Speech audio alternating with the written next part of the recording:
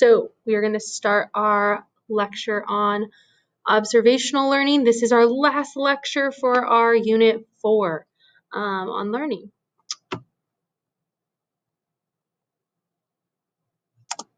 Okay, so what I would like you to do first is I'd like you to write in the notes about someone who is your role model or has served as your role model. And please provide an example of where you have imitated them in some way. And be prepared to share your answer, okay? We'll talk about this on Thursday or Friday. So, observational learning. Observational learning is when an animal or a human learns by observing others. Think monkey see, monkey do. When we observe and imitate a specific behavior, okay? When we observe and imitate a specific behavior, we call this process modeling. You'll see modeling happening a lot with young kids watching their parents how to do certain things. They model the behavior that they're watching. So let's say the parent is eating with a fork and the baby is trying to learn how to use a fork. They might model that behavior by also grabbing a fork and trying to eat with it.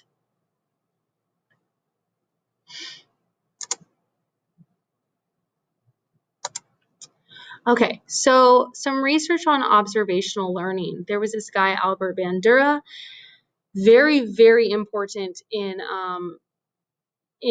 learning research. And basically, he did this experiment called the Bobo doll. And the gist is he had young children watch adults hit this doll like repeatedly. And so they were acting aggressively. And then he put the kids in the room with the doll and they did the same thing. They hit the doll as well after watching what the adult model was behaving, how they were behaving. So let's watch this video really quick.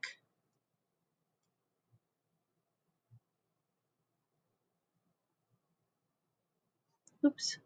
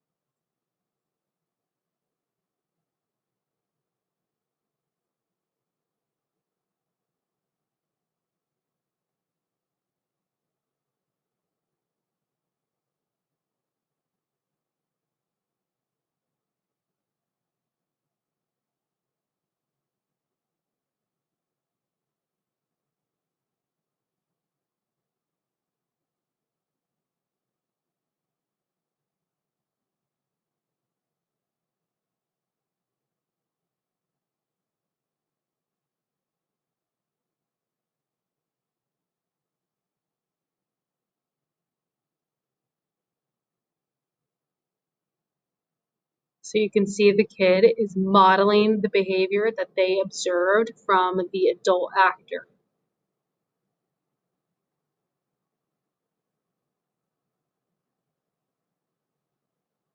Now he has the mallet.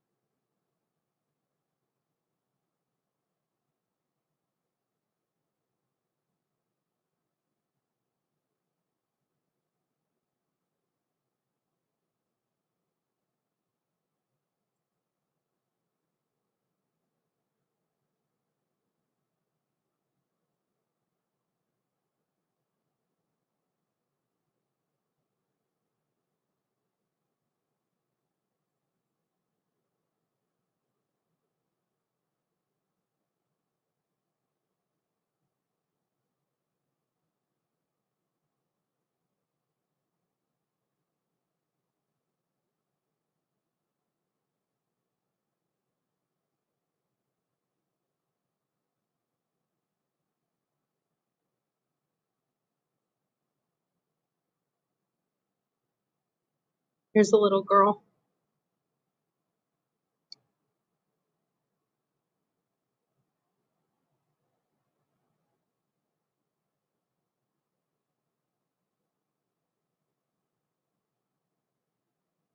Okay, so after watching that video, I really want you to think about the impacts modeling can have long term and how this demonstrates that seeing an adult do something, kids are like sponges. They are going to learn those behaviors and they're going to enact those behaviors. When I worked at a preschool, we had a little girl who liked to use a lot of inappropriate words. She was 3 years old. Okay. It's not like she knew those words on her own. She learned those words. She imitated and she modeled the behaviors and the words she was hearing in her home.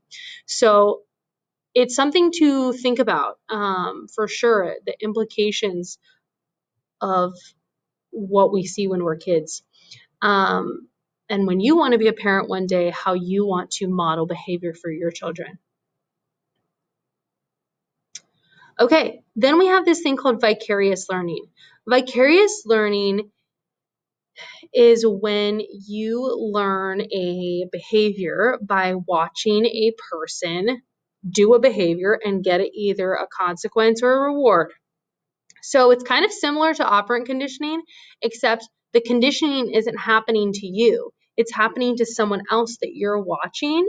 And when that's happening, you learn, oh, Becky got an A on her test when she was, studying hard. I'll study hard too, so I can get an A on the test. And so this is when we can learn a particular behavior's consequence just by observing others perform the behavior. So we would call that vicarious reinforcement. Or let's say you see your sister get some allowance money or something, a gift, let's say, after she cleaned her room. You watch that happen, you should say, oh, she gets a gift when she cleans her room. I'm going to clean my room now too. That's vicarious reinforcement. Vicarious punishment is when you see someone get punished for something, and so then you also avoid that behavior. So, like, let's say you see someone get caught cheating in the class, and that kid gets punished pretty severely. They get a referral, they get their parents called, and you're like, I don't want that happening to me. That would be vicarious punishment. As you see someone else getting punished, you avoid that behavior.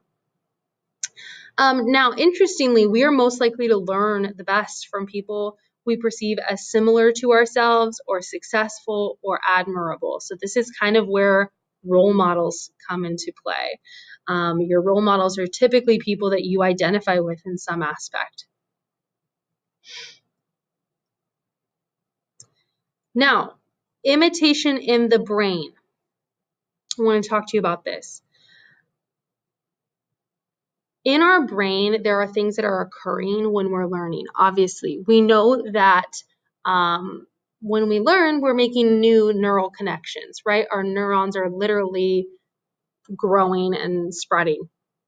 Now, what is so interesting is that they have found in monkey brains, and they also believe in our brain, that there are these specialized neurons called mirror neurons. So they are located in the frontal lobe.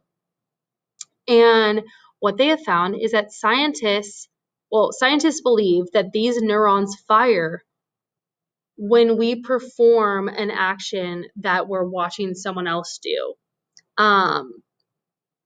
So these mirror neurons might help explain why we are able to imitate others, as well as why we are able to feel empathy, which empathy is like sharing the pain of another person. So there was this monkey ice cream study where basically what they found was like they had electrodes on this monkey's brain, and they were only supposed to light up. They were only supposed to light up with certain things. But what they found was that when the researchers would come in and they were licking an ice cream, the area in the brain, the motor cortex in the frontal lobe of the monkey would start activating as well, almost as if they were licking the ice cream themselves. So those are mirror neurons. Basically, our brain, these neurons are responsible for helping us to experience what another person is doing and imitating that. And so I just think that's super, super interesting. Now, many animals also use imitation as forms of learning. We do it, obviously. Whales do it, like in their calls. They learn, they imitate their parents in those calls. Chimps and vervet monkeys. Now, like I said, children are natural imitators. Whatever a kid sees or hears, they're going to do as well. So if you got a little kid that's cussing around your house, it's because they're hearing that. And human brains have functions that support empathy and imitation, like we said, mirror neurons. Now, we imitate someone else's behavior only if we have a sense of self-efficacy. So self-efficacy kind of goes along with external and internal locus of control. When you have self-efficacy, it's the belief or the perception that you're able to perform a task successfully, that you're able to do it. Now, to have self-efficacy, you pretty much have to have an internal locus of control. This perception that you're in control of your environment and things. So because if we don't think that we're able to do that successfully, then we're not going to try to imitate someone else's behavior. Now, this is a cute little video that shows a baby imitating a parent working out. So showing some imitation and modeling in action.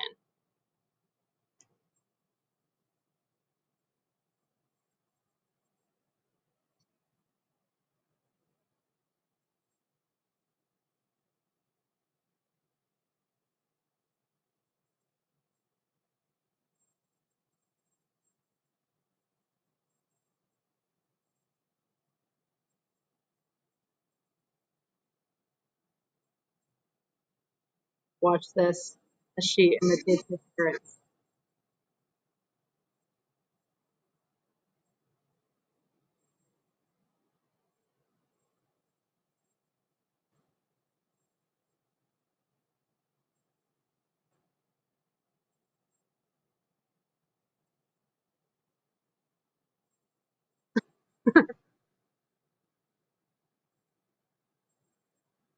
So this baby is imitating her parents working out, um, which is so cute. But this is just kind of an example again of modeling and imitation. And her, probably her mirror neurons are functioning right now. They're really firing at this time when she just watched them do that, and then now when she's imitating them doing this. Okay, some applications of observational learning. So when people model pro-social behavior, which we would call positive, constructive, or helpful behavior, it can have pro-social effects. So basically, when you see someone helping someone else, you're more likely to help. And a real-life example is when studying the Germans who helped Jewish people during the Holocaust, they found that they shared these personality characteristics. One, a spirit of adventurousness. Two, which is very important, an intense identification with a parental model of moral conduct. So their parent they saw help people, or their parent they saw had really strong morals. Interesting also, there was a sense of being socially marginal or marginalized. So the Germans that tended to help people were people who were more kind of maybe on the outskirts of society. Also, they have found in studies that viewing pro-social TV, where people are helping each other, or movies or video games, later boosted helping behavior. And to teach a behavior to a child, the best is to model that behavior. I was thinking about this the other day, how when I have kids, I really want to teach them to give back to their community. And so I would like to establish some kind of tradition of volunteering so that they learn by seeing me do this and also them doing that by serving their communities. So the best way to do that is you have to do it yourself. If you want to teach someone how to do something, do it yourself first. And if you are a person that tells people, oh yeah, I go and volunteer all the time, this and that, but you never actually do, kids will also learn that as well. They'll learn to be a hypocrite. So it's just something interesting to think about. And then finally, there also can be negative effects, also what we call antisocial effects. So there's pro-social effects and there's antisocial effects. Antisocial effects are behaviors that are usually violent or negative in a society. So they have found that when people, especially children, observe others engaging in antisocial behavior, they are also more likely to engage in those kinds of behaviors. So there are lots of TV shows, movies, videos, and these are sources of observational learning. Lots of young kids are watching YouTube today, and so you'll see young kids be aware of things that they probably shouldn't be aware of because they're watching some YouTube video about it. Now, they have found that between 1998 and 2006, the violence on TV increased 75%. And there's this thing called the violence viewing effect, that when you watch violent entertainment, participants react more cruelly when provoked. So, like, for example, they would do a study where they would have participants be split up into experimental group and control group. So in the experimental group, they're going to watch or play a video game that's violent. And then in the control group, they're going to watch just like a non-violent show or game or whatever. Then in some way, they're going to provoke the person. So let's say the person's walking out of the room and someone shoulder checks them. The people who watched the violent show or game are more likely to engage in some kind of violent act than the people who did not. So what prompts the violence viewing effect? First, imitation. When kids watch violent shows, they are more likely to increase in violent play. They're more likely to imitate that. I worked with a student before who was autistic, who watched a lot of Assassin's Creed, played those games, and not realizing what those things meant, imitated some of the actions in those, and it made some people feel unsafe. Then there's desensitization. The longer people are exposed to violence, the less people feel a reaction to it, which is not good. We should not be desensitized to violence. And that's not to say I'm not. I am, unfortunately. I've watched a lot of violent TV as a kid. That's not to say I was violent, but we do know that there is definitely a correlation between watching violent TV or media and later violence. We know that correlation does not equal causation, but we also have found causal studies, experimental studies, that have found that media violence can cause aggression. So, yeah, doesn't mean everybody's going to become a serial killer from watching this kind of stuff, but yeah, it's just interesting. So this is learning. That's it. We are done, and I hope you learned something in our learning unit, and I will see you guys later.